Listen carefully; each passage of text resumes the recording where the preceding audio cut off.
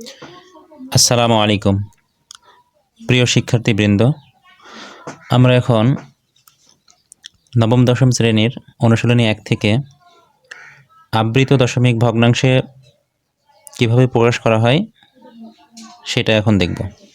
তো তোমরা এখানে একটা অঙ্ক দেখতে পাচ্ছ, 1/6 একটা ভগ্নাংশ দেওয়া আছে। তো এইটা কিভাবে দশমিক ভগ্নাংশে প্রকাশ করা হয় সেটা এখন আমরা দেখি।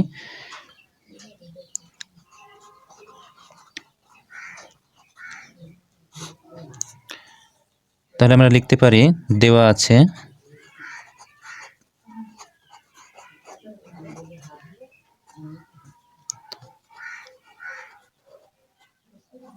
সামান্য ভগ্নাংশ সমান 1/6। এখানে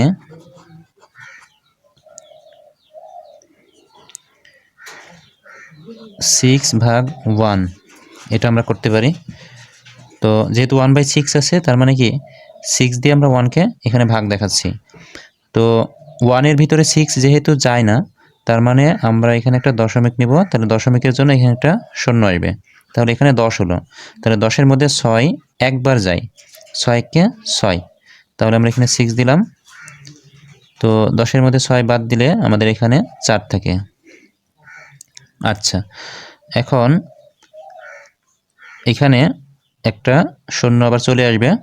তাহলে 40-এর মধ্যে 6 দিয়ে আবার ভাগ দিতে হবে। তাহলে আমরা যদি 6 দিয়ে ভাগ দিই তাহলে 6 × 36, তাহলে এখানে 6 হবে আর এখানে 36। তাহলে এখানে আবার বিয়োগ করব, বিয়োগ করলে আবার এখানে 4 হয়, আবার একটা শূন্য এখানে চলে আসবে। আবার 6 দিয়ে যদি 40কে ভাগ করি তাহলে আবার সেই 36, তাহলে এখানে 6। তাহলে এখানে আবার একটা 4 চলে আসলো। তার মানে এইভাবে আমরা দেখতে পাচ্ছি যে একই জিনিস আমাদের বারবার আসতেছে। তার মানে 6 6 6 এরকম আসতে থাকতেছে। তার মানে এইরকম একটা সংখ্যা আমাদের আসতে থাকবে। তাহলে আমরা এখানে আবৃত দশমিক ভগ্নাংশে আমরা তাহলে প্রকাশ করলে আমরা এটা পাই।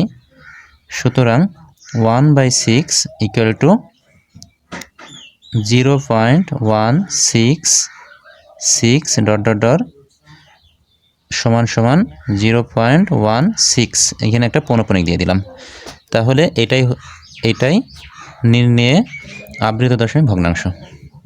আশা করি তোমরা বুঝতে পেরেছ। প্রিয় শিক্ষার্থীবৃন্দ, এখন তোমরা দেখতে পাচ্ছ এখানে একটা অঙ্ক দেওয়া আছে আবৃত দশমিক ভগ্নাংশে বা দশমিক ভগ্নাংশে একটা অঙ্ক দেওয়া আছে। তো এটাকে আমরা সাধারণ ভগ্নাংশে কিভাবে প্রকাশ করতে হয় সেই জিনিসটা দেখব।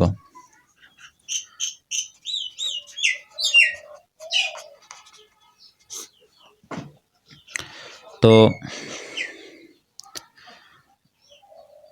তোমরা এখানে দেখতে পাচ্ছ 3.78 উপরে একটা পৌনঃপুনিক আছে। তাহলে আমরা এখানে লিখতে পারি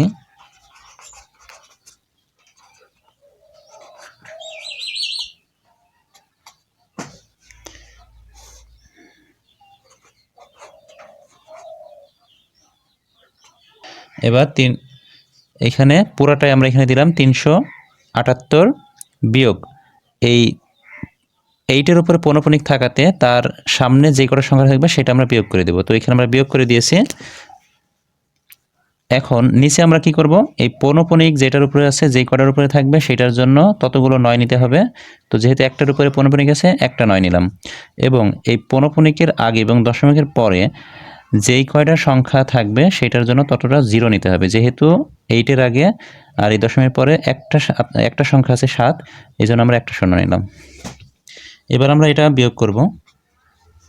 দেখো 8-এর মধ্যে 7 বাদ দিলে 1, 7-এর মধ্যে 3 বাদ দিলে 4, আর এখানে 3, নিচে 90। ওকে, তো এইখানে আমরা ভাগটা করব 90 দিয়ে 341। এটাকে যদি আমরা ভাগ করি তাহলে 2 বার, আচ্ছা 3 বার যায়, এটা 3 নাম 27। আচ্ছা, এখানে বিয়োগ করে দিব, তাহলে 1 হয়। 14-এর মধ্যে 7 বাদ দিলে 7, আর এখানে যাচ্ছে তাই।